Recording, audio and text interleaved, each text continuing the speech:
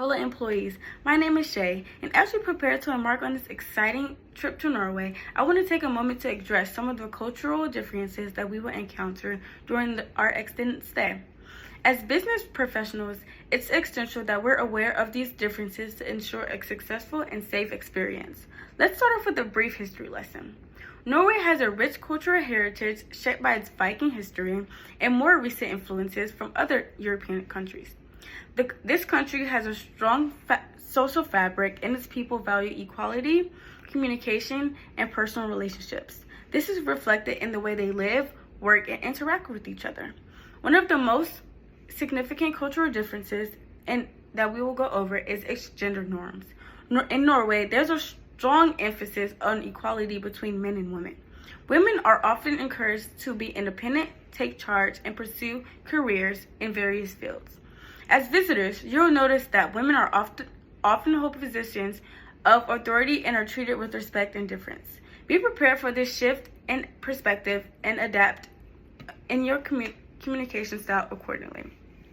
Now let's talk about food. Norway country is known for its simplicity, freshness, and emphasis on local ingredients. You'll often find that meals are surrounded by seafood, meatballs, and also local traditional dishes.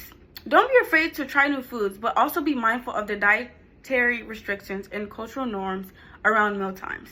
As you prepare for this exciting adventure, I want to ensure that our company has taken every precaution to ensure our safety and success. You're not only representing our company, but our country as well.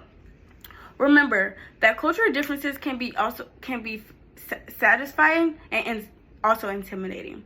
By being open-minded, adaptable, and respectful, you'll not only make the most of your experience, but also contribute to building relationships for your Norway colleagues. You are capable and well-equipped individuals that will excel in this international assignment. I have every confidence that you'll respect and represent our country with professionalism, integrity, and pride. As you embark on this journey, I encourage to approach it with curiosity, enthusiasm, and sense of adventure.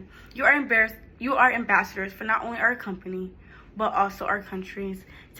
Have a safe travels and enjoy your time in Norway. And now that I'm done discussing gender roles and food, I'll be passing on to Colby, who will be discussing the laws and cultural norms. Thank you. Thank you, Chay. I hope we're all looking forward to this visit to Norway. And as Chay said, we should be great ambassadors of not only our company, but our country as well. Being American citizens, we should be proud of where we come from, but also be able to accommodate to other cultural norms. And seeing that Norway has many different cultural norms, we should be willing to respect those norms and accommodate to them as we visit the country. So the first thing that I would like to go over is the differences in language. So Norwegians do tend to speak English because they speak English within their schools, but they have two primary dialects of Norwegian language, one being New Norwegian and one being standard Norwegian. New Norwegian obviously being the more modern dialect and standard being the more traditional. As Chay said previously, Norway has a huge emphasis on equality, and that's a great thing. As Chay said, they have a huge emphasis on female equality, as well as many other things. One of these things that you'll see within the country would be that most people call everybody by their first name rather than last.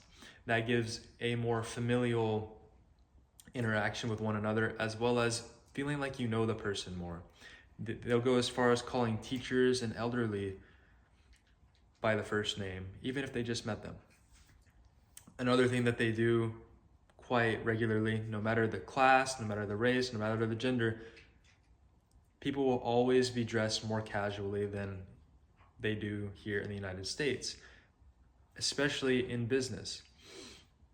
This is due to the whole equality thing, where they like to feel like no matter the class somebody is, no matter the race, no matter the gender, we are all equal. And that's a great, beautiful thing that culture definitely embraces. Another thing that is quite different within Norway is they have this policy called free to roam. Free to roam is actually predicated on their emphasis and love and respect for nature. Free to roam means that you are allowed to hike, bike, run pretty much anywhere within this country due to a built-in law allowing all people the right to roam the country, because nature is not for one individual person but for everyone, and this is what they believe.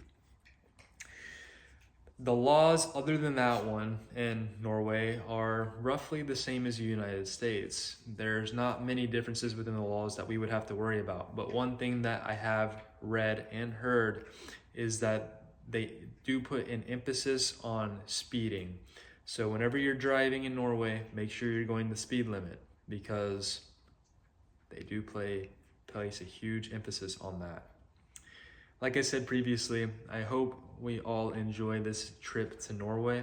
And as Chay said, and like I said earlier, we should be great ambassadors for our country and our company, so that people will not only hold respect for the company, but also the people within the company, and then the country as well, as we should hold respect for theirs. Now I'm going to give it off to the next. Thank you guys, and hello, nice to meet you. I am Nicholas Harvey, and I'll also be helping you today with working for the business here in Norway.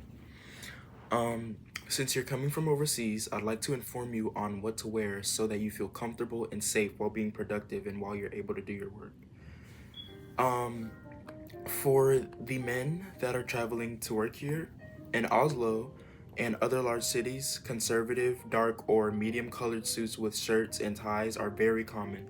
Sometimes sometimes business casual and even more informal attire may be acceptable in certain industries.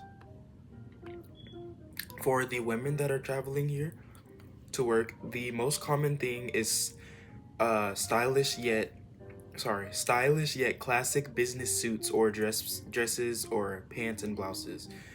Business casual and other informal attire may be appropriate depending on the industry. Shoes and boots need to be cleaned and polished no matter what. People will most likely look down on you if you have worn looking shoes. If you have run down looking shoes or maybe some scratches or scuffs on it, they have to be cleaned. It has to be a clean shoe. And avoid wearing ripped or old clothing, because that I guess you get seen as they just find it disrespectful there. So no matter what, make sure you're wearing something that's comfortable but is also able to fit this criteria. Now onto some social customs in Norway. Many Norwayans tend to be a bit timid, so usually when going out or when they're at a restaurant, maybe hanging out with friends, they'll take a glass of alcohol to loosen up. It is a good idea, of age by the way, it is a good idea to get to know the local students or people in the area. Even if they seem cold at first, most Norwayans speak English, but there is still a bit of language barrier, so you may have to be the one to seek initial contact. Other than that, you should be safe as long as you're respectful to citizens, as long as you fit the dress code, you fit the criteria, no dirty shoes, and yeah, just have respect for Norway. You should be good here. The business is very great, and yeah, I look forward to seeing you here. Have a great day. Hello everyone, today we will be discussing Norway's popular foods and social customs, capturing the essence of Norwegian culture in just a minute. Firstly, the food. Norway offers a unique culinary experience. Among the most iconic dishes is lutefisk, dried fish treated with lard, which becomes a centerpiece during Christmas, which means they would most likely bring this meal out during the Christmas time when it's more cold. Equally fascinating is rakfisk, a fermented fish often paired with flatbread or sour cream. And their comfort food would be meatballs or kjøttkaker, which is traditional meatballs served with brown sauce, potatoes, and peas. And they're a staple to every single dinner they have. Well, not every single, but it's like a comfort food. And then they also have this beautiful dessert, which is called kransekake, I want to say. I don't know how to pronounce it. It's very hard to spell, which is a beautiful almond wreath cake. Moving on to social dining customs. Norwegians structure their meals around a light lunch and substantial dinner. With breakfast often being simple, a noteworthy tradition is a café pause, which is a coffee break that serves as a vital social ritual. During Christmas Eve, families gather for festive meals, featuring dishes like ribeye, pork ribs, or pine chop, dried lamb ribs. When visiting a Norwegian home, it is customary to remove your shoes at the door and bring a gift for the host, which is almost like every other place out here. Regarding their social etiquette, punctuality is highly valued, so being on time is crucial in both social and professional contexts. Norwegians are known for their appreciation of personal space, which mostly everywhere else has, which might make them seem reserved at first, but it's a sign of respect. Communication tends to be direct, with a strong emphasis on honesty and clarity, reflecting their straightforward nature. So Norway's food and social customs reflect a blend of rich traditions and a modern appreciation for community and respect. Their culinary delights tell stories of heritage, while their social norms emphasize punctuality, directness, and a sense of community.